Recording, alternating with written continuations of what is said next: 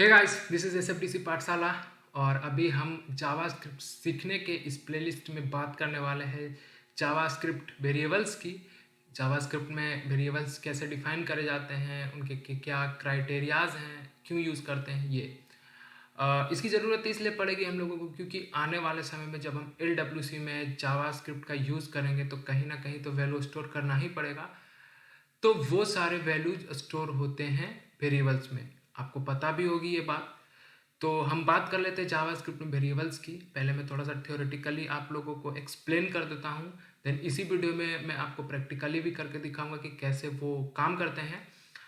तो आप वीडियो को पूरा देखना, क्योंकि अगर आप आधे पे छोड़ दो तो आपको चीज़ें समझ में नहीं आएगी। सो प्लीज़ वीडियो को पूरा देखना। थोड़ा लंबा हो सकता है वीडियो, प्लीज़ पूरा देख लो। तो अगर मैं बात करूं वेरिएबल्स की, तो आपको पता ही है, जैसे कि अगर आपने एपेक्स भी देखा होगा, मेरा वीडियो एपेक्स का, या फिर आपने एपेक्स कहीं पढ़ा होगा या जावा पढ़ा होगा या फिर कोई सा भी प्रोग्रामिंग लैंग्वेज पढ़ा होगा, तो उसमें वेरिएबल्स होते हैं। और वेरिएबल्स क्लियरली कहा जा सकता है कि ये एक कंटेनर के जैसे होते हैं। कहने का मतलब कि एक डब्बा जिसमें हम कुछ स्टोर करते हैं, लाइक एक मोबाइल फ़ोन का डब्बा जिसमें मोबाइल स्टोर करते हैं। उसी तरीके से वेरिएबल को अगर देखा जाए तो एक कंटेनर, मतलब किसी चीज़ को कंटेन करता है तो वो डेटा को कंटेन करता है। सो ये हो गया कंटेनर, और उसे ही हम लोग वेरिएबल कहते हैं जावा स्क्रिप्ट में या फिर किसी भी प्रोग्रामिंग लैंग्वेज में। अब आगे मैं अगर बताऊं तो इसमें 3 रिजर्व्ड कीवर्ड हैं, जो कि हैं वेर, कॉन्स्ट और लेट। मतलब हम लोग ऐसे डिफाइन करते हैं var name, const name, let name, इस तरीके से हम लोग डिफाइन करते हैं। जैसे कि अगर मैं बात करूं एपेक्स की, तो इंटीजर, नंबर, स्ट्रिंग, नेम ऐसे करके डिफाइन करते थे। तो इसमें इस तरीके से डिफाइन करते हैं। उसके बाद जो ये होते हैं वो केस सेंसिटिव होते हैं। इसकी जो आइडेंटिफायर्स होते हैं वो केस सेंसिटिव होते हैं। मतलब कि अगर आपने कुछ वैल्यू रखा है, तो अगर वो स्मॉल में है सो आपको कंपेयर करने के लिए स्मॉल लेटर्स ही लिखने होंगे, अदरवाइज वो इशू करेगा। ये चीज़ें आपको समझ में आएगी आगे जब हम रियल टाइम प्रोग्राम्स लिख रहे होंगे तब। आगे मैं बात करूँ तो इसको इक्वल टू से असाइन करते हैं। फॉर एग्जांपल मैं अगर एग्जांपल दूं तो मैं इस तरीके से बोल सकता हूं कि var name equals to Rohit, okay, या फिर const name is equal to Rohit. इस तरीके से हम डिफाइन कर सकते हैं किसी भी वेरिएबल को, मतलब इक्वल टू लगा करके। ये आपको पहले से ये बात भी पता हो। अब कुछ टॉपिक्स आते हैं, जैसे कि ग्लोबल स्कोप में कौन सा कीवर्ड काम करता है, फंक्शनल स्कोप में कौन सा कीवर्ड काम करता है, ब्लॉक स्कोप में कौन सा कीवर्ड काम करता है, और किस कीवर्ड को हम री असाइन कर सकते हैं, मतलब फिर से कुछ वैल्यू डाल सकते हैं। आगे है एक टॉपिक जो कि हम किस वैल्यू को रीडिक्लेयर कर सकते हैं। मतलब मैंने जैसे यहाँ पे लिख करके रखा है कि लेट वेरिएबल को हम अपडेट तो कर सकते हैं, मतलब री असाइन कर सकते हैं वैल्यू, बट रीडिक्लेयर नहीं करते हैं। अब ये दोनों में डिफरेंस क्या होता है मैं आपको समझाता हूँ। री असाइन कहने का मतलब या फिर अपडेट कहने का मतलब कि सपोज मैंने लेट एक बनाया है और मैंने लिख दिया name equals to Ajay, okay. अब मैं क्या चाहता हूँ कि इसको री असाइन करना चाहता हूँ, मतलब फिर से वैल्यू चेंज करना चाहता हूँ, मतलब अजय की जगह पे रोहित करना चाहता हूँ, वैल्यू अपडेट करना चाहता हूँ। तो मैं इस तरीके से कर सकता हूँ। जब मैं इसे प्रिंट करूंगा तो ये रोहित प्रिंट करके मेरे को देगा, ओके। तो मतलब हम लोग री असाइन कर सकते हैं लेट कीवर्ड को, बट कॉन्स्ट कीवर्ड को ना तो हम री असाइन कर सकते हैं और ना ही री डिक्लेयर कर सकते हैं। मतलब कि इस तरीके से रीअसाइन तो नहीं कर सकते, बट रीडिक्लेयर कहने का मतलब क्या है कि सपोज मैंने लिखा let name equals to Rohit, let name equals to Rohit. इस तरीके से मैं नहीं लिख सकता, ना तो मैं लेट कीवर्ड के लिए लिख सकता हूं, ना ही मैं कॉन्स्ट कीवर्ड के लिए लिख सकता हूं। मैं सिर्फ लिख सकता हूं वेर कीवर्ड के लिए। अगर मैं कॉन्स्ट कीवर्ड की बात करूँ तो ना तो हम उसको अपडेट कर सकते हैं, लाइक अगर मैं ऐसे लिखना चाहूँ कॉन्स्ट नेम इक्वल टू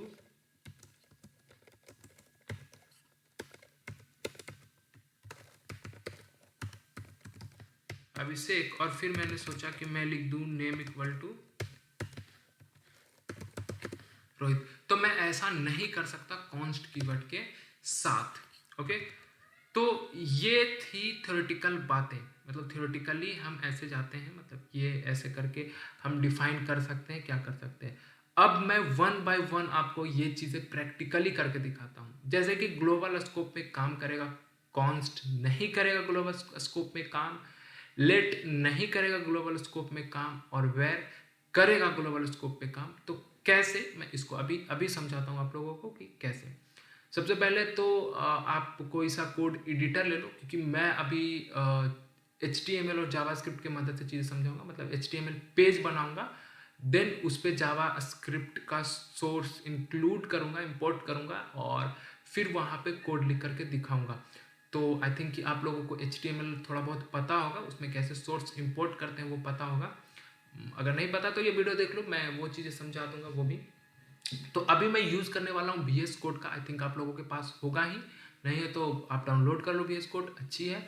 उसमें आपको एक्सटेंशंस मिलेंगे, एक लाइव सर्वर का एक्सटेंशन जो कि आप इंस्टॉल कर सकते हो, जहाँ पे आप कोड चेंज करते रहोगे तो वो लाइव चलता रहेगा वो। तो मैं अभी करके दिखाता हूँ, जैसे कि मैंने ये मेरा VS कोड है, और मैंने एक जावास्क्रिप्ट फॉर LWC फोल्डर बना के रखा। अब इस फोल्डर में मैं HTML फाइल बनाऊंगा, JS फाइल बनाऊंगा, और फिर आपको कोड लिख करके दिखाऊंगा।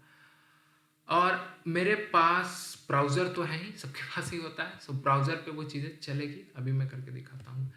तो सबसे पहले मैं आऊँ अगर और एक फ़ाइल बनाऊँ, ये मेरे को फाइल का ऑप्शन मिला, मैं यहाँ पे index.html करके एक फ़ाइल बना देता हूँ, और यहाँ पे ये डॉक्स लगा करके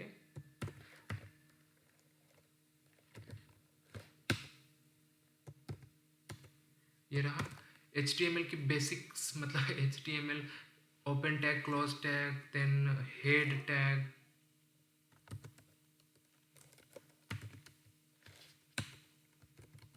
यहाँ पे आप टाइटल लिख सकते हो, मेटा डेटा लिख सकते हो, ये सारी चीज़ें आई थिंक आप लोगों को पता होगी, बट नहीं भी पता है तो नो इशू, मैं अभी ज़्यादा इसमें डीप जाने वाला हूँ नहीं, क्योंकि हम लोग LWC सीखने वाले, HTML नहीं।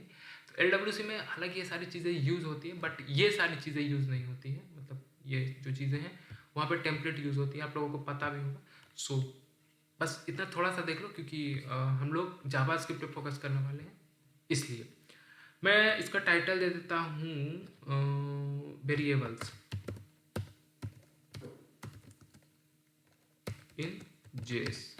मैंने टाइटल दे दिया कुछ ऐसा, उसके बाद हम बॉडी टैग लिखते हैं नीचे हेड टैग के बाद, और ये मेरा बॉडी टैग, और इसमें सारी चीज़ें मैं लिख सकता हूँ।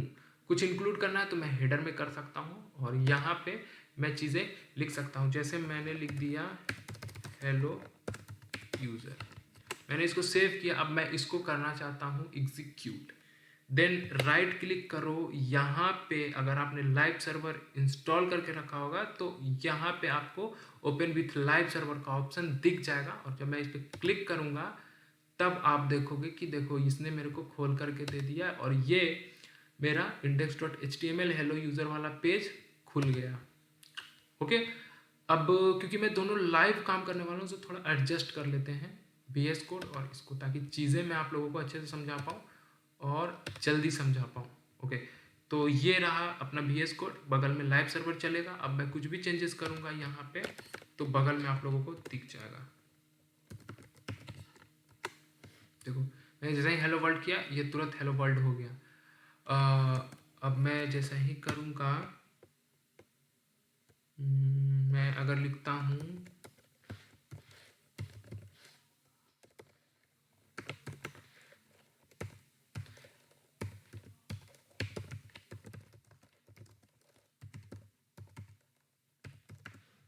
ओके, मैंने लिखा है इंट्रोडक्शन टू वेरिएबल। अब जैसे ही मैं इसको सेव करूँगा, देखो सेव करते ही ये नीचे लाइव सर्वर में आ जाता है। तो ये लाइव सर्वर का यही फ़ायदा है कि आप साथ में चीज़ें कर सकते हो। जैसे ही मैं सेव करते जा रहा हूँ वो चीज़ें आती जा रही, हटती जा रही, मतलब कोड अपडेट हो जाता है लाइव। मतलब जैसे जैसे कोड मैं लिखते जा रहा हूँ वैसे वैसे चीज़ें अपडेट होती जा रही है। अब क्योंकि हम जावास्क्रिप्ट पे काम करने वाले हैं तो मैं यहाँ पे इंक्लूड करने वाला हूँ जावास्क्रिप्ट, जो कि स्क्रिप्ट टैग से इंक्लूड होगा। मैं यहाँ पे src दे दूँ, src। मैं फाइल बनाने वाला हूँ स्क्रिप्ट डॉट जेस। ये मैंने सेव कर दिया। अभी तो इसके पास ये तो फाइल अभी फाइंड कर नहीं पा रहा होगा, तो हम एक फाइल बना लेते हैं स्क्रिप्ट डॉट जेस का।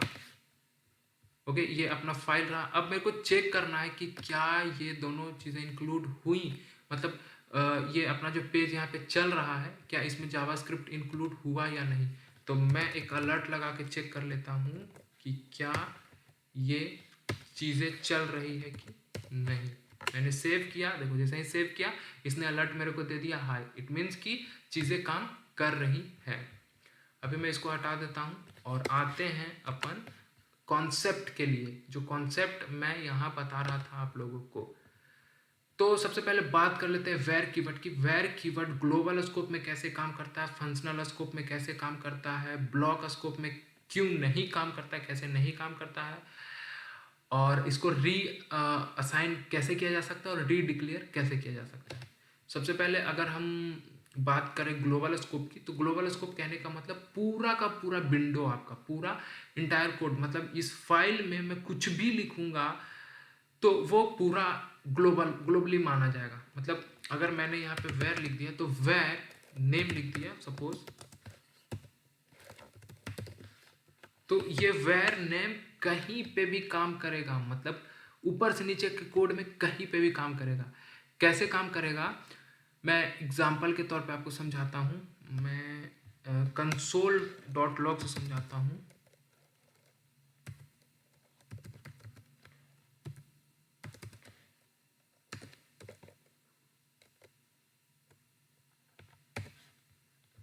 अगर मैंने यहाँ पे नेम लिखा सो ये नेम काम कर जाएगा।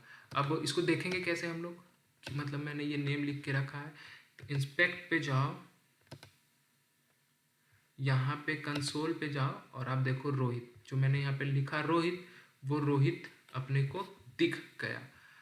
अब ग्लोबली कहने का मतलब देखो जितनी भी चीज़ें होती है वो सारी चीज़ें आती है विंडो पे। तो मैं सेव करूँगा तो देखो ये विंडो पे लेकर के आ गया। मतलब जितने भी वेरिएबल्स, फंक्शंस, इवेंट, सारे चीज़ें आते हैं इस विंडो पे। विंडो कहने का मतलब ग्लोबल पूरा का पूरा पेज। तो आप यहाँ पे देखो नेम भी आ रहा है इसी के साथ। तो अगर हम इसको लिखते हैं डॉट नेम और मैं सेव करता हूँ, देन आप देखो कि ये काम कर गया। इट मीन्स कि ये ग्लोबली काम कर रहा है। अब और एक एग्जांपल के तौर पे मैं समझा रहा हूँ कि सपोज मैंने यहाँ पे लिख दिया इफ 2 = 2 और यहाँ पे मैं कंसोल करने जा रहा हूँ।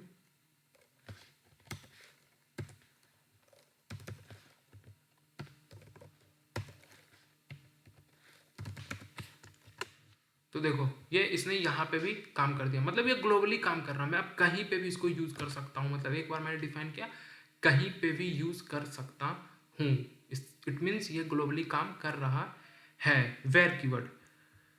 अब दूसरी बात ये थी कि फंक्शन में कैसे ये काम करता है। तो फंक्शन में काम करने का मतलब कि सबसे पहले हम एक फंक्शन बना लेते हैं। तो मैं इस तरीके से कुछ फंक्शन बना लेता हूँ। फंक्शन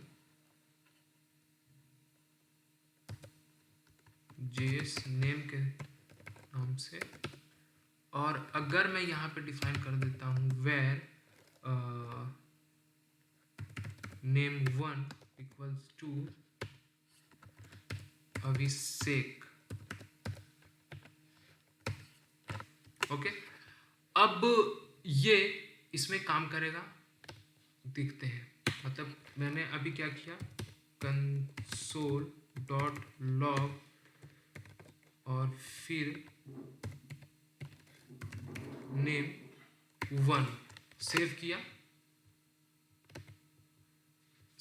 बट ये कुछ नहीं हुआ। अब जैसे ही मैं इस फंक्शन को नीचे कॉल करूंगा, मतलब जेस नेम और सेव करूंगा, देखो अब इसे क्लिक करके आ गया।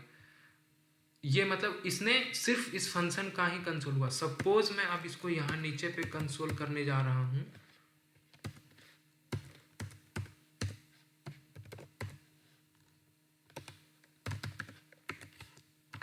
सेव किया, इसने एरर दे दिया, मतलब कि इसको पता नहीं है नेम 1 जो है इज नॉट डिफाइंड, इसको पता ही नहीं है। इट मीन्स कि ये फंक्शनल स्कोप में काम कर रहा है, ये सिर्फ फंक्शन में ही काम कर रहा है, ये फंक्शन के बाहर नहीं काम करेगा अगर मैं इसको यूज करना चाहूँ तो। सो ये थी रीजन फंक्शनल स्कोप की। अब तीसरा जो है वो ये कहना चाह रहा है कि ब्लॉक कहने का मतलब कि कुछ भी हो सकता है, लाइक मैं इसको हटा दूं,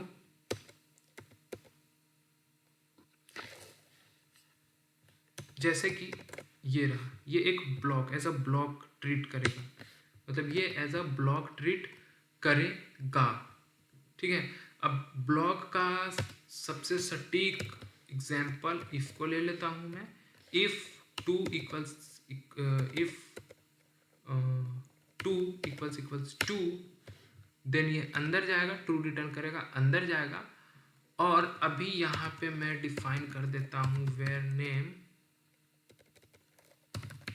3 इक्वल्स टू पिज़्ज़ा, ठीक है। अब यहाँ पे हम देखते हैं सबसे पहले इस स्कोप के अंदर करके डॉट लॉग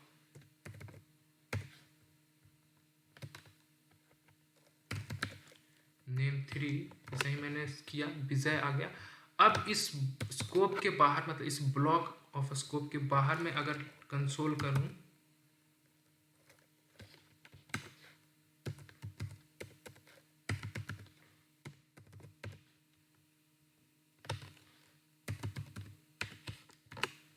तो इसने मेरे को सॉरी लॉग होगा या देखो इसने फिर से मेरे को प्रिंट करके दे दिया, मतलब कि ये स्कोप वेरिएबल में सॉरी मतलब ब्लॉक ऑफ स्कोप में काम नहीं कर रहा है, मतलब ये एक ब्लॉक है, इसमें काम नहीं कर रहा है, ये बाहर भी चला जा रहा है, मतलब ये ऐसा ग्लोबली ट्रीट कर दे रहा है, ये ग्लोबली डिफाइन हो जा रहा है, अगर मैं ऐसे कहूँ सिंपल भाषा में तो। बट अगर मैं फंक्शन में इसको डिफाइन करता हूँ तो ये फंक्शन के बाहर काम नहीं करेगा, सिर्फ फंक्शन में ही करेगा। तो ये डिफरेंस थी तीनों में। आई थिंक कि आप इसके लिए भी समझ सकते हो, जैसे कि अगर मैं बात करूँ कॉन्स्ट का, तो कॉन्स्ट फंक्शन में भी काम करेगा,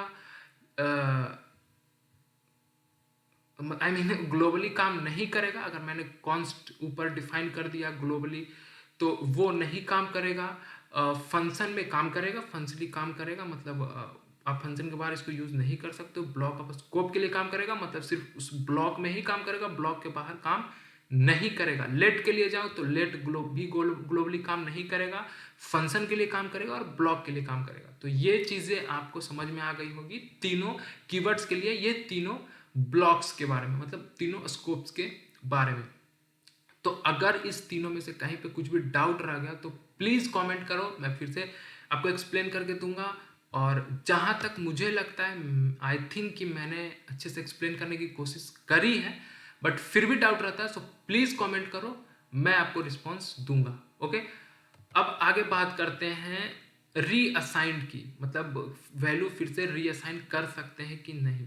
पहले मैं कॉन्स्ट का बात कर लेता हूँ, लेट का और वेर का, तीनों का मैं एग्जांपल आप लोगों को करके दिखा देता हूँ। ओके, सो मैं ये कोड हटा देता हूँ। ओके, सपोज मैंने वेर से नेम लिया और नेम को मैंने रख दिया रोहित। अब कर देता हूँ कंसोल डॉट लॉग नेम, जैसे सेव करूंगा रोहित आ गया। अब मैं इस नेम को कर देता हूँ चेंज और इसको लिख देता हूँ अभिषेक, और फिर से कर देता हूँ console dot log name. Save जैसे ही मैंने किया, देखो ये रीअसाइन हो गया। मतलब पहले रोहित था नेम वाले वेरिएबल में, अब अभिषेक हो गया है नेम वाले वेरिएबल में। तो हम इस तरीके से रीअसाइन कर सकते हैं वेर को। अब मैं बात कर लेता हूँ कॉन्स्ट की, तो कॉन्स्ट नेम 1 में दे देता हूँ और इसके लिए मैं लिख देता हूँ अजय, और कंसोल कर लेते हैं console.log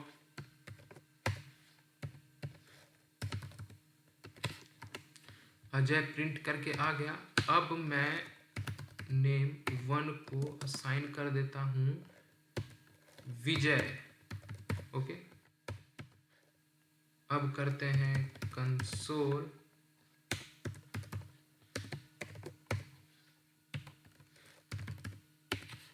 सेव। इसने दे दिया एरर कि असाइनमेंट टू कॉन्टेक्स्ट वेरिएबल, मतलब ये एरर बता दिया, एरर टाइप बता दिया कि आपने फिर से रीअसाइन करने की कोशिश की है context variable, I mean const variable को। सो मैं वो नहीं कर सकता, please do not do it, मतलब आप ये नहीं कर सकते।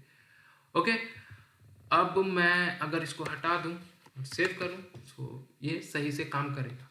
अब बात कर लेते हैं हम लेट वेरिएबल की। ओके, लेट वेरिएबल के लिए मैं ले लेता हूँ नेम 2 इक्वल टू विवेक, कर देते हैं कंसोल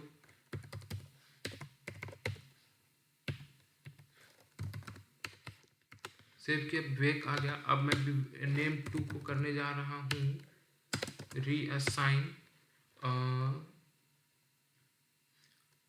अजय से। ओके,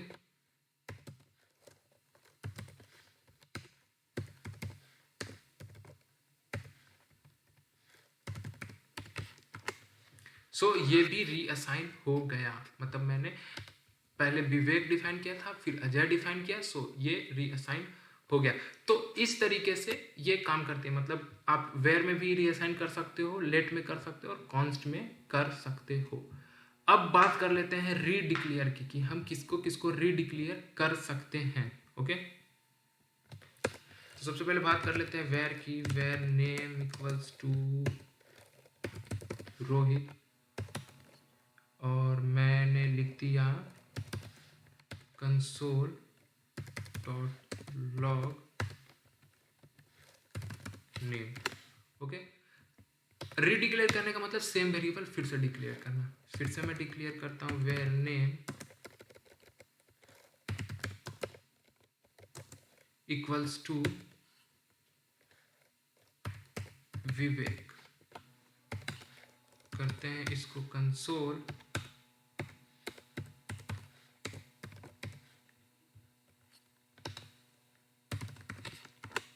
सो देखो इसने कोई एरर नहीं दिया और इजीली मतलब वैल्यू भी चेंज हो गया। मतलब ये तो मैंने डिक्लेयर किया, शुरू में मैं सिर्फ रीअसाइन कर रहा था, एक बार वेरिएबल डिक्लेयर करके फिर वैल्यू चेंज कर रहा था, लेकिन इस बार मैंने वेरिएबल फिर से डिक्लेयर किया और ये काम कर रहा है। सो ये वेर के लिए काम करेगा। अब चेक कर लेते हैं कॉन्स्ट के लिए। Const name equals to Vinay,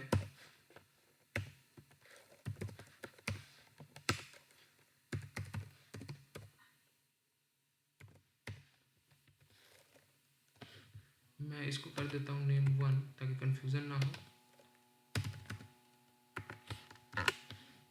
okay, Vinay print करके आ गया। अब मैं फिर से कॉन्स्ट नेम 1 को डिक्लेयर करने जा रहा हूँ और इस बार वैल्यू में रखने वाला हूँ अजय,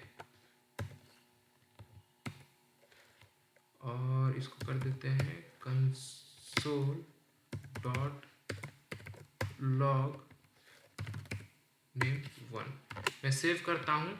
सेव करते ही इसने मेरे को एरर दे दिया कि ऑलरेडी ये डिफाइंड है, तो आप दोबारा नहीं कर सकते। और देखो कि यहाँ पे भी पीएस कोड में भी इसने एरर दे दिया है कि ये चीज़ें दोबारा डिफाइन आप नहीं कर सकते हो कॉन्स्ट के लिए।